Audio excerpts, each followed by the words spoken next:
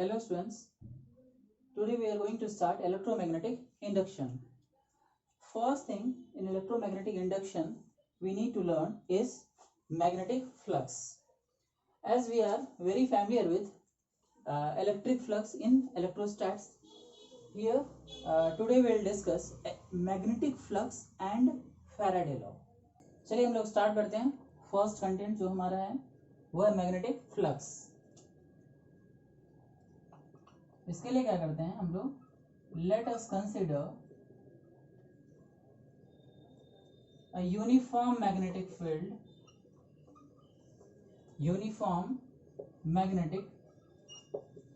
field denoted by B passing through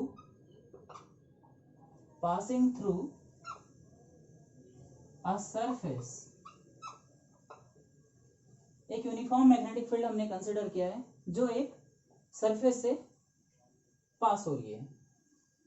अब हम लोग ये मानते हैं let area of surface is, denote करते हैं इसको हम लोग ए सिंबल से, ए वेक्टर से, is equal to A n cap. A is magnitude of area and n is unit vector that define the direction of area vector. हम लोग इसको डायग्राम में ट्राई करते हैं रिप्रेजेंट करने का. मैग्नेटिक फील्ड को, यूनिफॉर्म मैग्नेटिक फील्ड को डायरेक्शन मैंने राइट वार्ड माना है, और एरिया वेक्टर आपको पता है कि एरिया वेक्टर हमेशा प्लेन के परपेंडिकुलर होता है. तो अगर प्लेन कुछ ऐसा है तो इसके परपेंडिकुलर एरिया वेक्टर कुछ इस तरफ होगा, लाइक दैट. एरिया अगर ऐसा है तो area vector will be like that. तो एरिया वेक्टर कुछ ऐसा है, एरिया वेक्टर कुछ ऐसा है, मतलब ये एरिया वेक्टर हुआ और ये हो गई मैग्नेटिक फील्ड लाइक दैट. और theta is angle between area vector and magnetic field. Then magnetic flux phi is defined as phi is equal to B dot A. B dot A, इसको हम लोग समझ सकते हैं. B dot A का मतलब B A cos theta. B is uniform magnetic field, A is magnitude of area vector, and theta is angle between magnetic field and area vector. If magnetic field is non-uniform, अगर magnetic field मान लीजिए uniform नहीं है, non uniform है, then phi is equal to B dot dA integration throughout whole surface के लिए integration, जो surface की पूरी डायमेंशन है उसके लिए इंटीग्रेशन B डॉट dA है ना. तो ये हो गई आपकी for non uniform magnetic field, and आप B डॉट A लिख सकते हैं फॉर यूनिफॉर्म मैग्नेटिक फील्ड. तो फ्लक्स को हम लोग इस तरीके से डिफाइन करते हैं.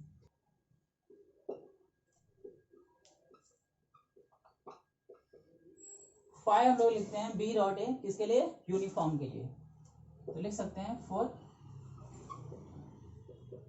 Uniform magnetic field, and phi हम लोग लिखेंगे B dot d A integration for non uniform magnetic field, for non uniform magnetic field. अब हम लोग इसका SI यूनिट समझते हैं. SI unit of magnetic flux phi is weber. Weber हम लोग लिखते हैं SI यूनिट इसका. वेबर का सिंबल हम लोग लिखते हैं WB. और आप यहां से समझ सकते हैं, हम लोग एक चीज और लिख सकते हैं इसको ऐसा यूनिट में, मैग्नेटिक फील्ड की ऐसा यूनिट जहां तक आपको पता है that is Tesla, and area की ऐसा यूनिट होती है मीटर स्क्वायर। और अगर आप बी ए कॉस थीटा लिखेंगे तो कॉस थीटा एक न्यूमेरिकल वैल्यू बताएंगे, तो उसकी तो कोई ऐसा यूनिट होंगी नहीं, तो हम लोग इजीली इसको लिख सकते हैं टेस्ला इंटू मीटर स्क्वायर, तो या तो वेबर या तो टेस्ला मीटर स्क्वायर, ऐसा unit of phi. And CGS unit of phi is, CGS unit हो जाएंगी मैग्नेटिक फील्ड की गॉस एंड एरिया की सेंटीमीटर स्क्वायर, तो हम लोग लिख सकते हैं इसको gauss centimetre square. Magnetic flux is a scalar quantity as you know, dot product जो हम लोग करते हैं उसकी वैल्यू आएंगी B A cos theta, B उसमें मैग्नीट्यूड होगी और ए भी उसकी मैग्नीट्यूड होगी, तो डॉट प्रोडक्ट एक स्केलर टर्म बताता है, स्केलर क्वांटिटी को बताता है, तो फाई इज स्केलर क्वांटिटी, तो फाई की कोई डायरेक्शन नहीं होंगी, इसकी सिर्फ क्या होंगी मैग्नीट्यूड होंगी, इट इज स्केलर क्वांटिटी। हम लोग चाहें तो नोट में लिख सकते हैं it is scalar quantity just like electric flux, ये भी क्या होता है स्केलर क्वांटिटी होता है। सेकंड टॉपिक हम लोग देखते हैं इसका, that is Faraday law of electromagnetic induction. ठीक है, तो ये जो मैंने डायग्राम बनाया है, 3 डायग्राम मैंने बनाया है, 1, 2 एंड 3, ये 3 सेट ऑफ डायग्राम है, ये है ए, इसको बी नाम दे देते हैं, इसको हम लोग सी नाम दे देते हैं। ठीक है, तो हम लोग तीनों को समझते हैं कि फैराडे ने अपने एक्सपेरिमेंटल डेमोन्स्ट्रेशन में क्या करा था। तो ये एक लूप बनाया है, क्लोज लूप बनाया है, और लूप की ये वायर गैल्वेनोमीटर में पास करिए। गैल्वेनोमीटर में 2 इनपुट होता है, अगर आप लैब में थोड़ा सा भी फैमिलियर होंगे गैल्वेनोमीटर से, आपको पता होगा जो 2 वायर आप कनेक्ट करते हैं उसके 2 जो टर्मिनल होते हैं उस पर, तो मैंने बस रिप्रेजेंट करने के लिए जी लिख दिया, आप समझ सकते हैं कि ये गैल्वेनोमीटर है, जी फॉर गैल्वेनोमीटर। उसमें निडल होता है, ये 2 वे डिफ्लेक्शन वाली गैल्वेनोमीटर है, मतलब करंट के डायरेक्शन को भी रिप्रेजेंट करता है। आपको बेसिक आइडिया करंट इलेक्ट्रिसिटी के बेसिस पर गैल्वेनोमीटर का होगा कि गैल्वेनोमीटर काम कैसे करता है या ये इसमें डिफ्लेक्शन क्यों होती है ना, तो मैं उसमें अभी डिटेल में नहीं जाऊंगा, मैं बस बता रहा हूँ कि गैल्वेनोमीटर का मैं यहाँ पर यूज कर रहा हूँ। 2 वे गैल्वेनोमीटर, ये इधर भी डिफ्लेक्ट कर सकती है और इधर भी डिफ्लेक्ट कर सकती है, जैसा करंट का डायरेक्शन होगा अकॉर्डिंगली। और ये एक बार मैग्नेट है, तो आप बार मैग्नेट के नाम से भी फैमिलियर हो।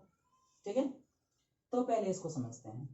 तो फर्स्ट केस में क्या करा है हमने, बार मैग्नेट को रेस्ट में रखा है, बार मैग्नेट को कैसे रखा है, रेस्ट में रखा है, और इस लूप को भी हमने क्या रखा है, रेस्ट में रखा है, मतलब there is no relative motion between bar magnet and close loop, there is no relative motion between bar magnet and close loop. तो ऐसा अगर रहता है तो इस केस में देखा गया, ऑब्जर्व करा फैराडे ने कि गैल्वेनोमीटर में कोई भी डिफ्लेक्शन नहीं हो रही है, there is no deflection in galvanometer. ये जो पहला केस है मैं यहां पर बस इतना लिख देता हूं, नो डिफ्लेक्शन, आप समझ सकते हो, नो डिफ्लेक्शन इन गैल्वेनोमीटर, यहां लिख सकते हैं आप, पहला केस। दूसरे केस में क्या करा गया, सेम डायग्राम है, एक क्लोज लूप जो कनेक्टेड है गैल्वेनोमीटर से, और एक बार मैग्नेट है, और बार मैग्नेट है, और ये जो मैंने बनाया है लाइन, इसका मतलब बार magnet is moving toward loop, and loop को हमने रखा है इसमें इस बार रेस्ट में, और ये एक तरह से मान लीजिए वेलोसिटी है, मूविंग ये है टुवर्ड लूप, तो there that means there is a relative motion between close loop and bar magnet. Loop तो रेस्ट में है, but bar magnet is moving toward loop, तो बार मैग्नेट जब लूप के टुवर्ड आता तो देखा गया कि गैल्वेनोमीटर में डिफ्लेक्शन होती है। मैंने यहाँ पर डिफ्लेक्शन रैंडमली राइट वर्ड बना दिया है, अब ये डिफ्लेक्शन किधर होंगी, इसके डायरेक्शन को कैसे बताएंगे, वो हम लोग आगे पढ़ेंगे, डायरेक्शन ऑफ करंट के बारे में हम लोग पढ़ेंगे, जो हमारा तीसरा कंटेंट है लेंज लॉ का। तो अभी हम लोग उस डिटेल में नहीं जाएंगे कि डिफ्लेक्शन राइट वर्ड करेगा गैल्वेनोमीटर या लेफ्ट वर्ड करेगा, बट ये काफी है समझने के लिए कि इसका डिफ्लेक्शन हुआ, गैल्वेनोमीटर का डिफ्लेक्शन हुआ, इसका मतलब करंट इसमें इंड्यूस्ड हुआ। क्योंकि अगर करंट इंड्यूस नहीं होता देन गैल्वेनोमीटर में कोई डिफ्लेक्शन नहीं होती है। दैट मीन्स अगर आप बार मैग्नेट और लूप के बीच में रिलेटिव मोशन हुआ, अगर बार मैग्नेट को आप लूप के पास ला रहे हो तो रिलेटिव मोशन हुआ, तो एक मैग्नेटिक फील्ड के कारण करंट आया। ठीक है, इसी इफेक्ट को, इसी वजह से हम लोग बोलते हैं इलेक्ट्रोमैग्नेटिक इंडक्शन, है ना। हम लोग और भी इस पॉइंट को डिस्कस करेंगे आगे। तो ये डिफ्लेक्शन होगा। इन थर्ड केस क्या है कहानी कि लूप रेस्ट में है and bar magnet is moving away from the loop, close loop, then इस बार भी डिफ्लेक्शन हुआ। लेकिन मैंने last time deflection rightward लिया था गैल्वेनोमीटर का, आप देख सकते हैं एरो इधर डिफ्लेक्ट हुई है। तो जैसा भी डिफ्लेक्शन इस केस में होगा ऑब्जर्व करा गया फैराडे के कारण, ये एक एक्सपेरिमेंट है तो ये ऑब्जर्वेशन के बेसिस पर है। देखा गया कि इस केस में जैसा डिफ्लेक्शन होता है थर्ड केस में डिफ्लेक्शन जस्ट अपोजिट होता है उसके। इसका मतलब करंट की डायरेक्शन स्विच हुई है। तो अगर आप रिलेटिव मोशन का जो डायरेक्शन है, मोशन का जो डायरेक्शन है बार मैग्नेट का, उसको आप स्विच करोगे तो करंट की जो डायरेक्शन है लूप में वो भी स्विच कर जाती है। That is observe by Faraday. Faraday नाम है किसी का, आपने नाम सुना होगा माइकल फैराडे का। तो उन्होंने ये एक्सपेरिमेंट्स करे और इसी एक्सपेरिमेंट के बेसिस पर उन्होंने लॉ दिया। चलिए, हमने इसका एक्सपेरिमेंटल डेमोन्स्ट्रेशन देख लिया। अब हम लोग इसको डिफाइन करते हैं कि ये लॉ कहता क्या है। इसका स्टेटमेंट लिखते हैं, whenever magnetic flux,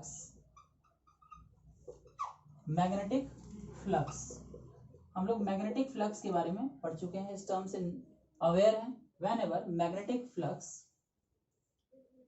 through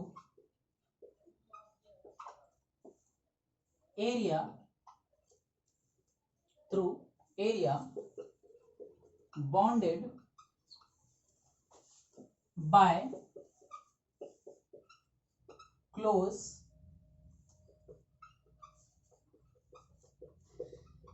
conducting loop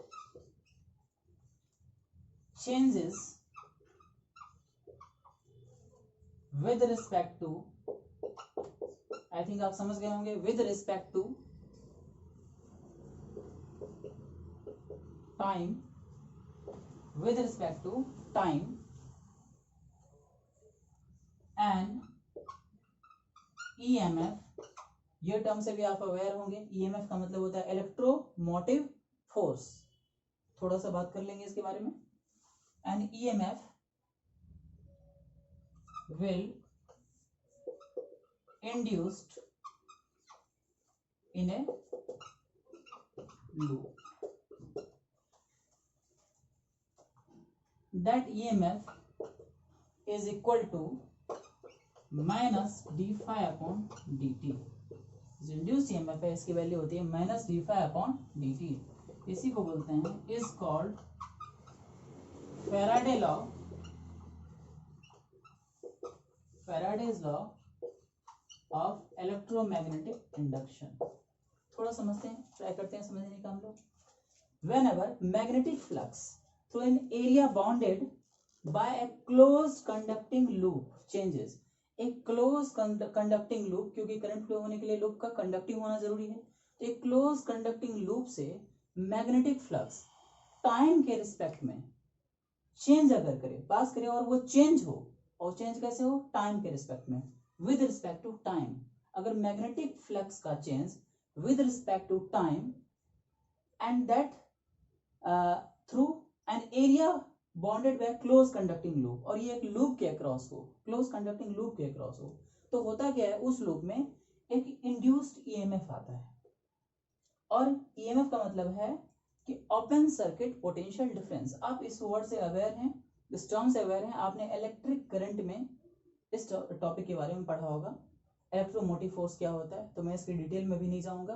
तो एक ईएमएफ इंड्यूस्ड होता है लूप में। इसी कारण जब लास्ट मैं जब एक्सपेरिमेंटल बता रहा था उसमें क्या हुआ था कि क्लोज कंडक्टिंग लूप के पास बार मैग्नेट को लाए थे, तो बार मैग्नेट के लाने से मैग्नेटिक फ्लक्स लूप के होकर चेंज करी थी, और उसी मैग्नेटिक फील्ड फ्लक्स के चेंज होने के कारण ही इंड्यूस्ड करंट आया था।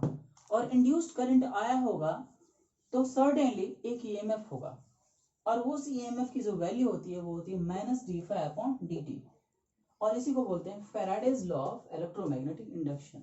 और ये मेरा नहीं कहना है, ये फैराडे का कहना है। हम लोग इसको पूरा समझेंगे एक्सप्लेनेशन के साथ, आगे हम लोग एग्जांपल देखेंगे इस पर, देन आपका और भी ज्यादा क्लियर होगा। फाई का मतलब है magnetic flux, T is the time and E is induced EMF. If number of loop